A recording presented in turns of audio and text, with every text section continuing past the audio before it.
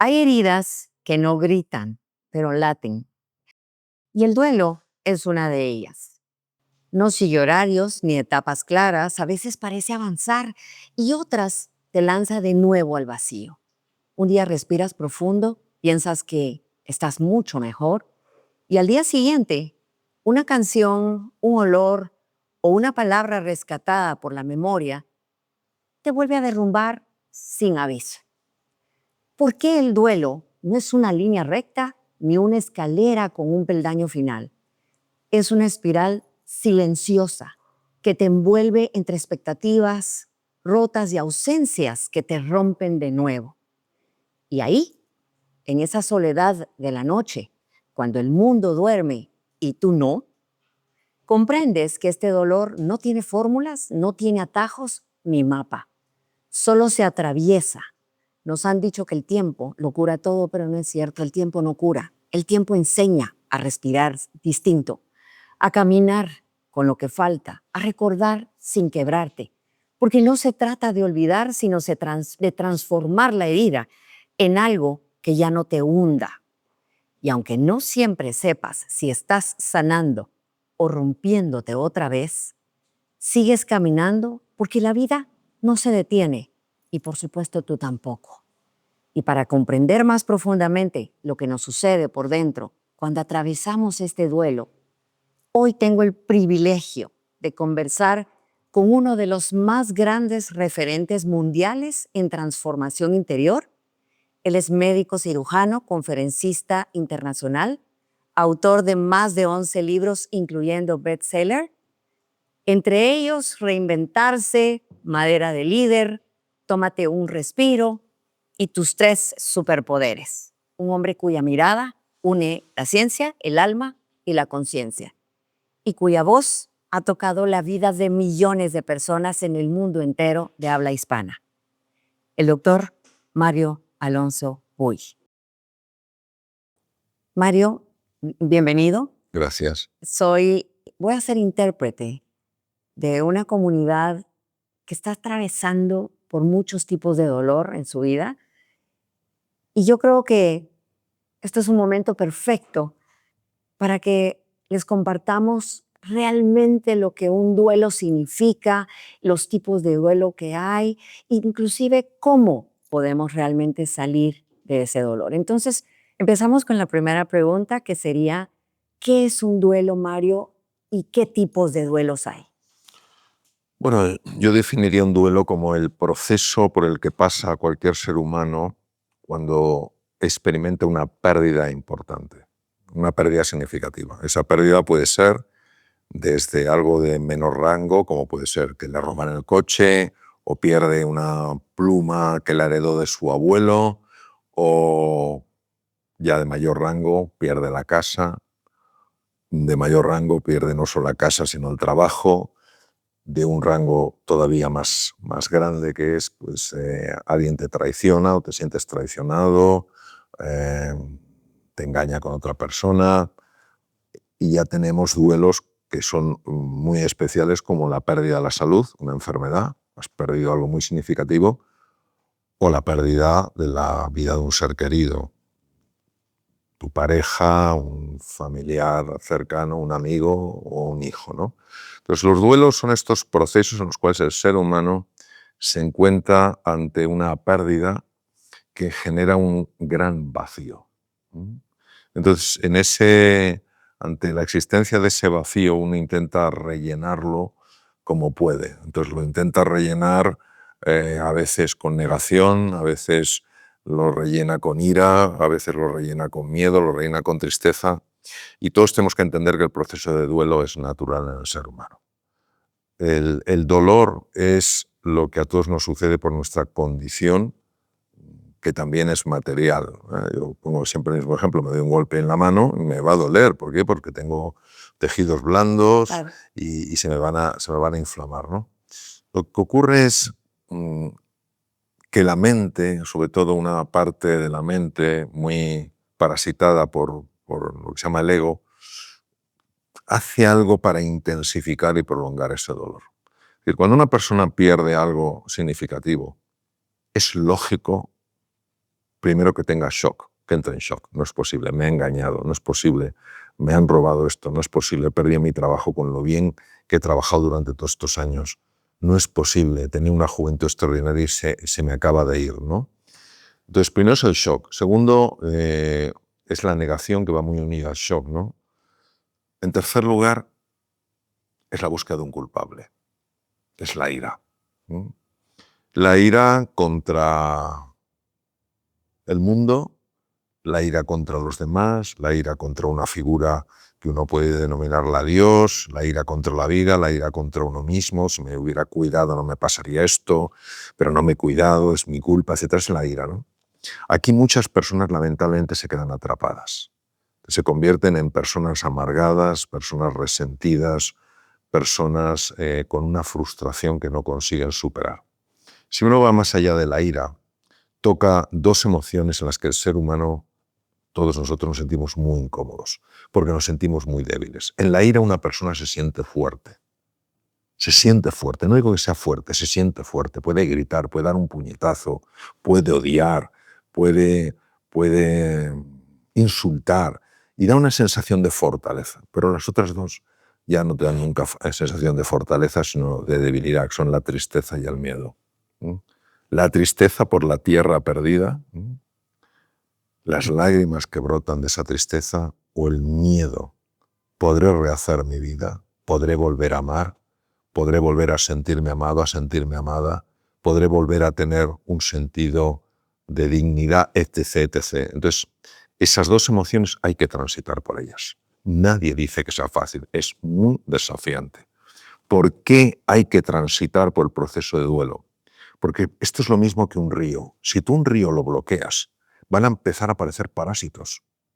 Van a empezar a aparecer parásitos. Yo cuando estudiaba biología tomábamos gotas de agua de riachuelos que estaban estancados y estaba lleno de bacterias, amebas, montones de protozoos de todo tipo. Entonces, hay que tener mucho cuidado con esto, porque cuando uno se queda atrapado ahí, ya la pérdida que sucedió en un momento de nuestra historia, de nuestra línea del tiempo, pasado, presente y futuro, se convierte en algo permanente en nuestra vida.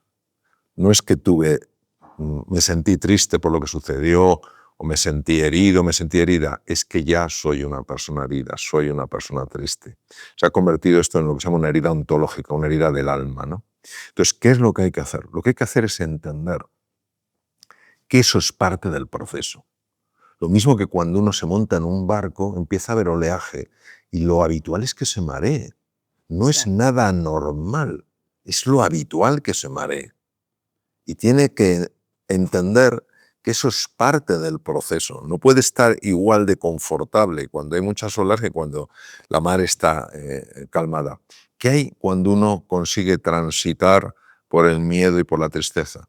Entonces viene una parte muy importante que es la aceptación. La aceptación es asumir la nueva realidad. Es verdad, hay un hueco en mi alma que nadie podrá rellenar por la pérdida que he experimentado y eso no le quita a mi vida un sentido.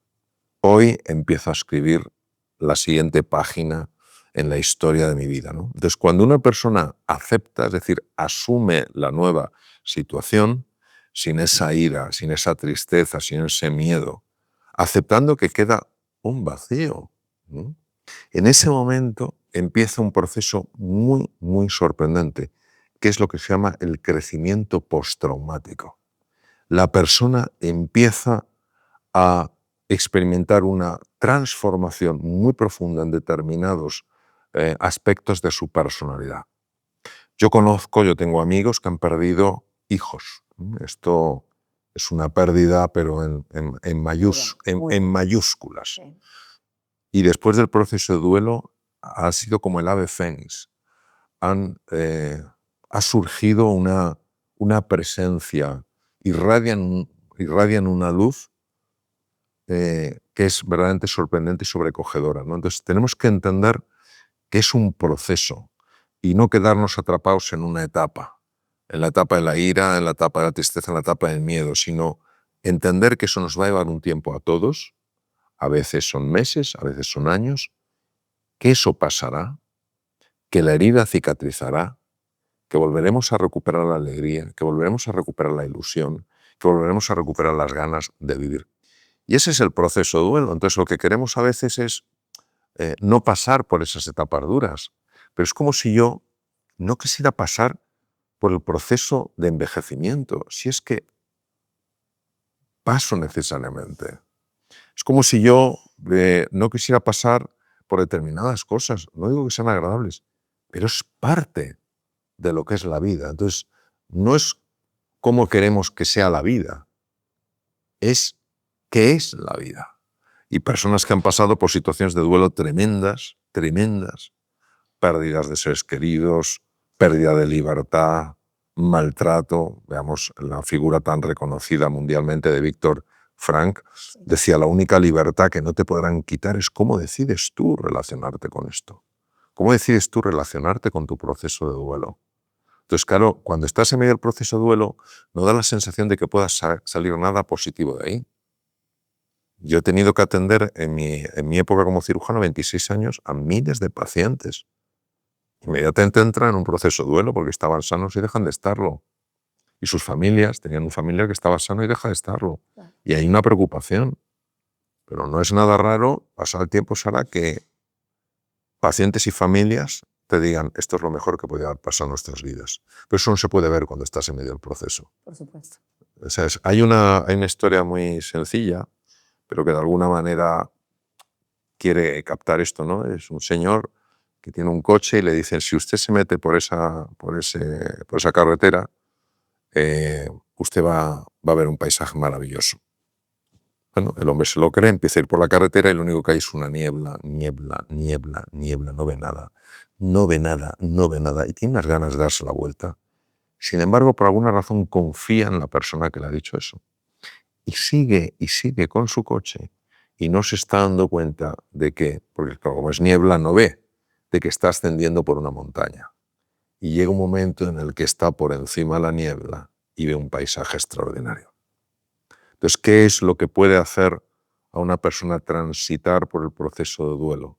¿Quedarse con las emociones del momento? No, con esas emociones no se quiere quedar nadie, sino quedarse con lo que realmente va a suponer ese proceso en su vida.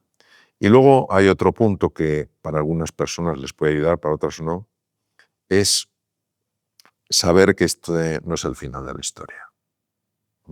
Elisabeth Kubler-Ross fue una psiquiatra suiza, discípula de Jung, y posiblemente la persona que ha tenido más experiencia en el mundo en tanatología, la ciencia de la muerte, ¿no? Acompaña a montones de personas en su viaje final en este plano de la realidad, y era una mujer que no creía absolutamente en nada. Cuando ella formó parte del grupo de la Cruz Roja, que fue a los campos de concentración nazis después de ganar los aliados la Segunda Guerra Mundial, y vio aquel horror, empezó a tener experiencias muy profundas y se dio cuenta de que la vida no acababa aquí. Por eso tiene un libro que se llama La muerte, un amanecer, ¿no? Entonces también puede ayudar a algunas personas a abrirse a la posibilidad de que la pérdida es en la dimensión de la materia, el tiempo, la forma y el espacio, pero no en la única dimensión que es eterna, que es la dimensión del amor.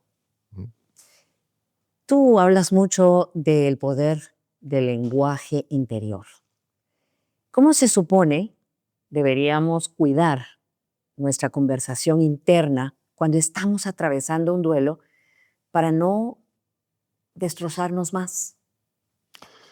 Bueno, cuando muchas personas piensan en las palabras, intuitivamente saben que las palabras tienen un impacto muy profundo en la vida del ser humano. Pero también hay frases que generan mucha confusión, como las palabras se las lleva el viento, ¿no? Sí. No, la mente del ser humano es una mente simbólica. Es decir, nosotros no podemos pensar sin palabras. Es decir, si no tuviéramos palabras, no podríamos pensar. Si no pudiéramos pensar, no podríamos acercarnos a determinadas realidades, ¿no? Entonces, ¿qué ocurre? Que las palabras están conectadas con sensaciones, con sentimientos, con emociones y con experiencias. Es como si cada palabra que utilizáramos abriera una serie de cajones donde hay sensaciones, sentimientos, emociones, imágenes, etc. Entonces, ¿qué ocurre? Que cuando nosotros utilizamos palabras que abren cajones donde están emociones como la desesperanza, la sensación de impotencia, la culpa, la vergüenza, o cajones donde hay imágenes de pequeñez, de insuficiencia, de caos, no podemos obviar que esas imágenes, esas sensaciones, esas emociones va a tener un impacto a nivel físico y se sabe perfectamente. Por eso es tan importante que incluso a nivel físico, los que somos profesionales de la salud en distintas áreas, utilicemos palabras que ayuden al cuerpo a sanar, no al cuerpo a enfermar, ¿no? Entonces, quiere decir que cuando una palabra, por ejemplo, cambia en menudo problema tengo a tengo un gran desafío, Sí. fíjate que ha cambiado muy sutilmente el lenguaje, pero ya su cuerpo reacciona de una manera distinta. Si yo digo menudo problema tengo, empieza a liberar cortisol, la hormona del miedo. Sí. Si yo digo vaya desafío que tengo, empieza a liberar adrenalina, que es una hormona diferente, adrenalina, noradrenalina, dopamina, que me hacen estar más atentos, ¿no? Entonces, no quiere decir que siempre vayamos a utilizar las palabras ideales, sino que siempre nos hablemos con compasión, que entendamos que el viaje por la vida tiene muchos momentos difíciles, sobre todo para muchas personas. No lo hagamos más difícil a través del lenguaje. Alguien comete un error, ya lo está pasando mal con el error que ha cometido. No le digas encima eres un inepto, eres una inepta, no sirves para nada, nunca conseguirás nada en tu vida. No hagas leña del árbol caído. Claro. Entonces, el lenguaje es muy importante para sanar y es un lenguaje también es muy importante cuando se utiliza mal a la hora de hacer enfermar. Sí, la cabeza sin duda se vuelve nuestro enemigo muchas veces porque la conversación interna hay que cuidarla mucho. Creo que eso es muy importante. Sin embargo, tú dices que esto es diferente, que el dolor no es el enemigo. Y entonces, ¿cómo transformar ese dolor sin negarlo? Y sobre todo, diría yo, para que no nos haga más daño. Bueno, aquí hay que hacer una distinción que se atribuye al príncipe Gautama Siddhartha, luego transformado en Sakyamuni Buda, porque parece ser que él hizo esta distinción en el lenguaje hace 2500 años. Él distinguió el dolor del sufrimiento. Y ahí hay una historia real que sucedió en la India cuando ya Buda era una persona muy reconocida, ¿no? Una mujer había perdido a su único hijo, ¿no? Y entonces estaba llena de amargura. Buda en aquella época era un personaje único y la mujer acudió a él pidiéndole que le resucitara. Un poco como en la época de Jesucristo, cuando pues, algunas personas habían perdido a sus hijos o personas cercanas y le pedían a Cristo que le resucitara, ¿no? Entonces, en este caso, le pide a Buda que le resucite. Y Buda dice, quiero que vayas a todas las casas que puedas del pueblo en el que estás y encuentres a una persona que no haya perdido un ser querido. Y si lo encuentras, yo lo haré. Y cuando volvió la persona se dio cuenta, aquella madre afligida, que todo el mundo había perdido un ser querido. Entonces, ¿qué es el dolor y qué es el sufrimiento? La pérdida de un ser querido, imaginemos la pérdida de un hijo, y en este caso una madre viuda con hijo único, es devastador. Y eso es dolor. Sufrimiento es el enfrentamiento radical contra eso, la amargura frente a eso, el decirte yo nunca me recuperaré, el quedar atrapado en una narrativa mental que lejos de ayudar, porque no te permite aceptar, no te permite asumir, hace que estés constantemente en un estado de resistencia y de rebeldía. Ese estado de resistencia y de rebeldía está asociado a un aumento en la enfermedad mental, física, a una sensación de impotencia, a un aislamiento y a un enfermar del conjunto de la vida. Entonces, tenemos que separar muy bien lo que pertenece a nuestra condición material, de nuestra condición anímica, los lazos que establecemos con las personas, de lo que la mente egoica, el yo superficial, el yo ilusorio es capaz de hacer eso para sumergirnos en un mar eterno de dolor, en un mar eterno de sufrimiento. Por eso, ante el mismo tipo de pérdidas, pérdidas de libertad, pérdidas económicas, pérdidas de seres queridos, vemos fundamentalmente como dos grandes tipos de respuestas. Una, el hundimiento, la amargura de por vida. Y otras, el crecimiento postraumático, la transformación postraumática. Entonces, ¿de qué depende el uno y el otro? Los dos grupos han sufrido el mismo dolor, han sufrido una pérdida, pero una persona le ha dado una interpretación diferente a la otra. En un programa de mindfulness que estaba dando, una mujer comentó lo siguiente: en una situación de duelo, en una situación de pérdida, había ido al funeral por una persona muy querida por ella. Y el dolor lo sentía muy hondo. Y simultáneamente sentía una extraordinaria paz, una extraordinaria serenidad. Era como si junto al dolor de la muerte, de la pérdida, estuviera la celebración de la vida, de lo que esa persona había supuesto en su propia vida. Y fíjate qué curioso, Sara, que escuchó por casualidad una conversación de dos amigas suyas, que no sabían obviamente que ella estaba tan cerca, que al ver la serenidad que esta mujer tenía, comentaron: igual no le importaba tanto.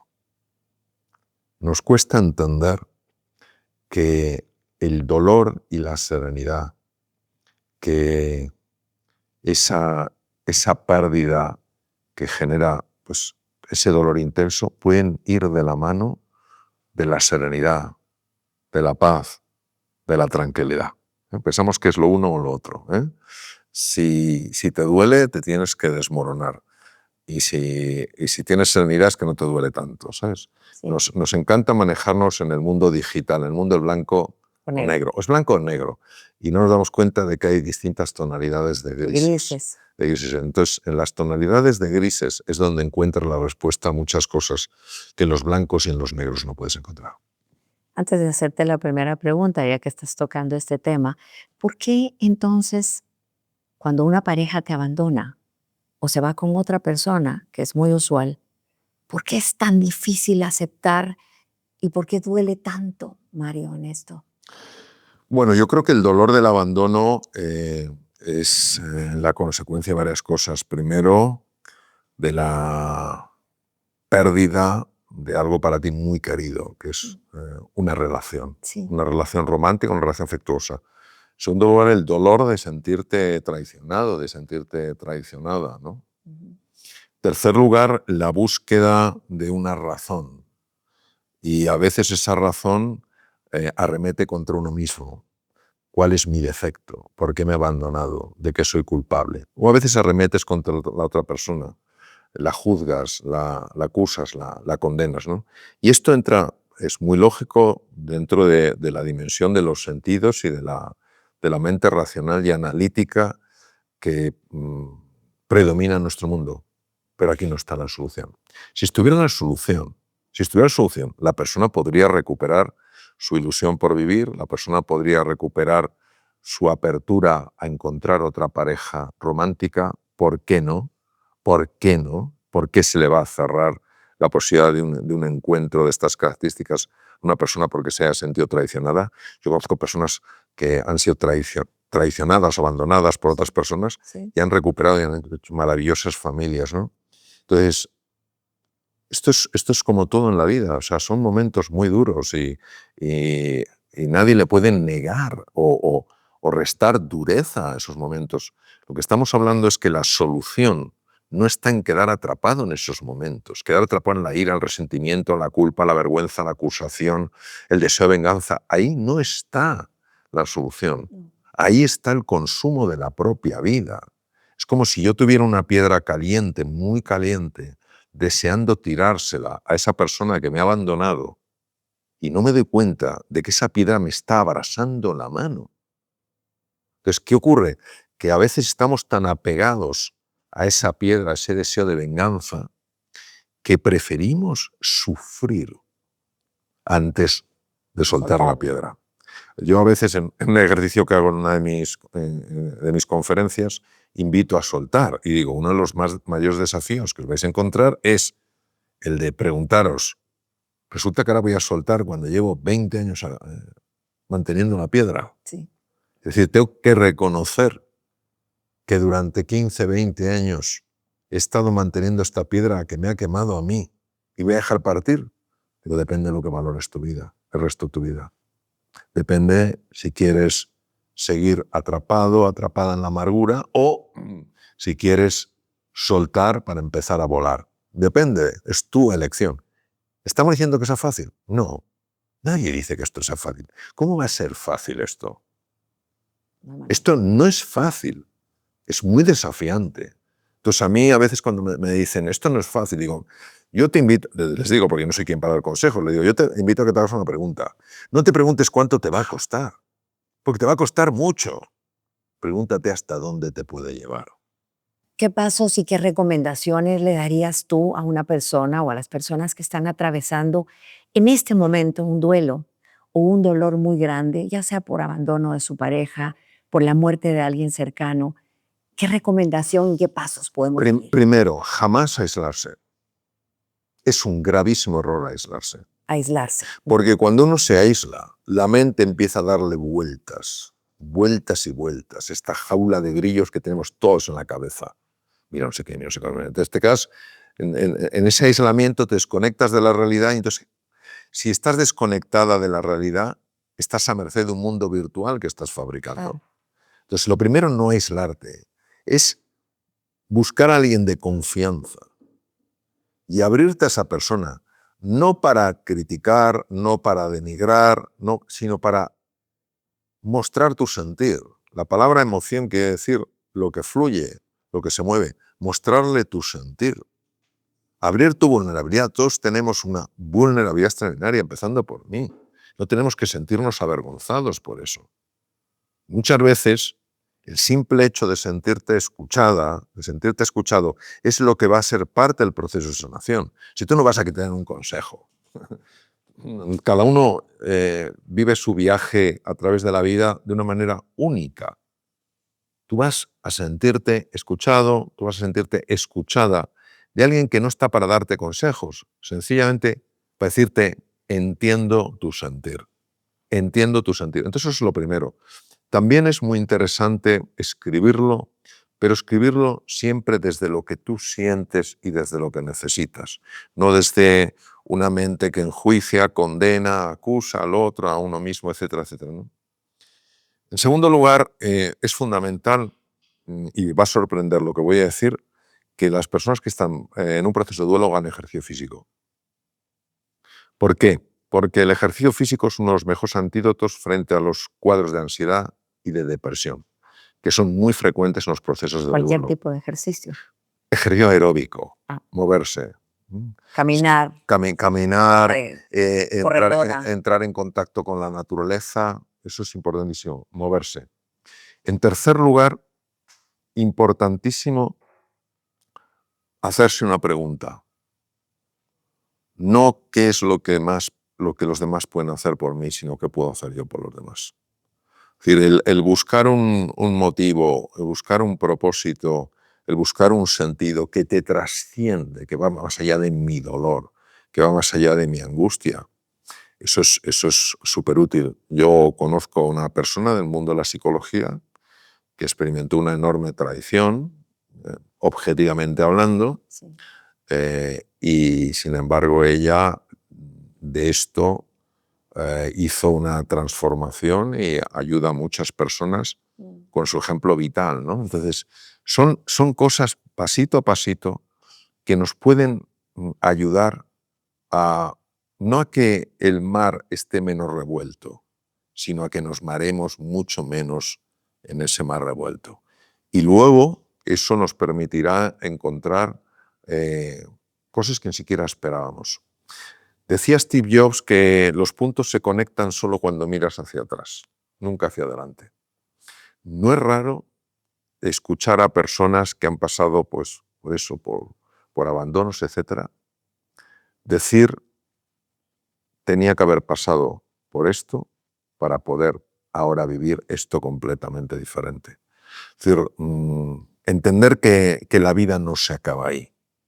Ahí se acaba una etapa de la vida. Lo mismo que cuando uno está leyendo un libro, la analogía es muy básica, lo sé, pasa una página y termina un capítulo. Pero ese capítulo no determina el resto de los capítulos. El resto de los capítulos están por escribir. Una de las cosas más impresionantes que yo he visto son cambios incluso a nivel físico.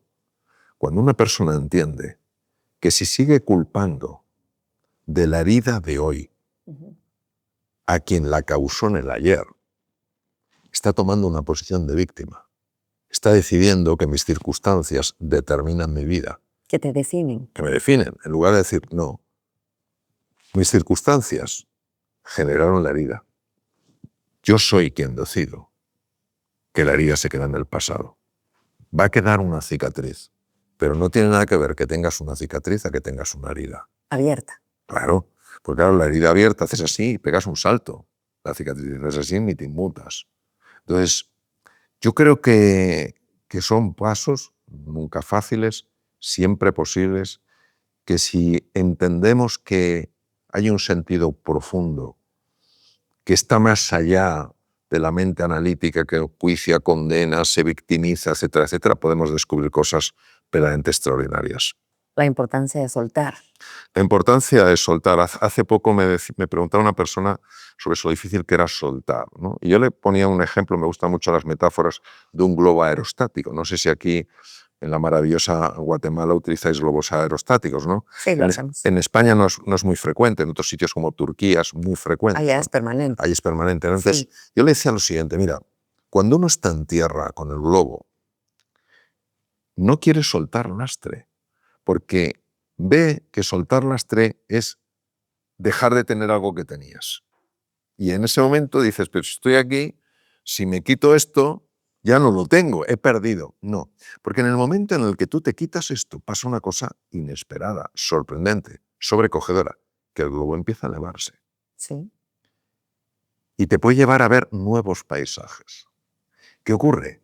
Que tú, cuando estás en el suelo, con tu cestita y con el lastre, tú no ves ni te imaginas los nuevos paisajes. No. Los nuevos paisajes solo los verás si estás dispuesto a soltar lastre.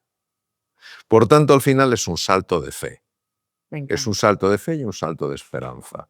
Fe en que hay un mundo que se puede descubrir, hay un mundo que se va a revelar, y esperanza en algo que todavía no ha nacido, como es la visión de ese nuevo paisaje, y que nacerá en el momento en el que yo decida soltar lastre. De ese nuevo paisaje y de ese nuevo olor, porque además el aire es otro. Es otro, es otro. Todo es otra cosa. Todo es otra cosa. No sé si has visto esa película tan bonita, creo que es de Pixar, de Up. El señor Sí. mayor que ha perdido a su mujer, que había sido su compañera de por vida. Toda la vida. De toda la vida, con los globos, y de repente empiezan a pasar cosas, la casa se va elevando y acaba en otro mundo, y cómo la vida de esta persona es transformada, ¿no? Sí, es maravilloso. Bueno, Mario, quiero darte las gracias por regalarnos esta charla tan linda, sobre todo que ha sido un verdadero regalo para el alma, porque estoy segura que muchas personas hoy se van a sentir en su proceso, porque están viviendo un proceso duro, se van a sentir mucho mejor. Gracias por tanto, de todo corazón. Gracias, Tiziana. Gracias.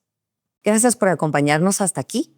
Si esta conversación te tocó el corazón, no olvides suscribirte a este canal, dale clic a la campanita para no perderte los próximos episodios, y si quieres seguir reflexionando conmigo día a día, te espero también en Instagram y en TikTok, donde compartiremos esta misma esencia en pequeños momentos cada semana. Nos vemos muy pronto con otra charla que, te lo prometo, también te va a dejar pensando.